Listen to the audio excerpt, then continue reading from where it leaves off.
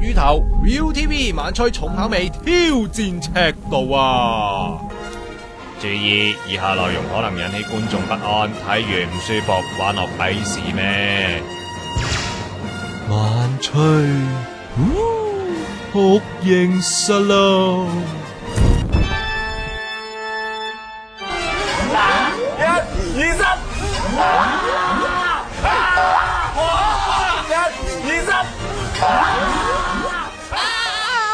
煙有頭債有主，晚吹酷刑鬥夾魚，見到都覺得痛啊咧！由導演兼編劇兼填詞人火火同玩爆你個腎嘅 KB 主持嘅 ViuTV 深宵節目晚吹真 PK， 集集都玩到兩個主持真 PK 噶，問啱題俾嘉賓識穿就要酷刑伺候。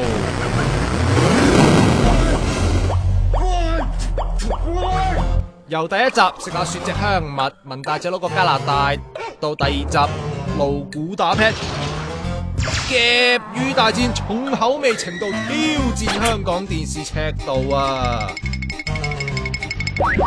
即係呢啲係叫做喺可能香港電視以嚟，即係叫做一啲新嘗試或者大膽啲啦。咁that's why我覺得即係玩都要玩得認真啲咯，係啊。即係咧，可能咧會俾人禁播啊。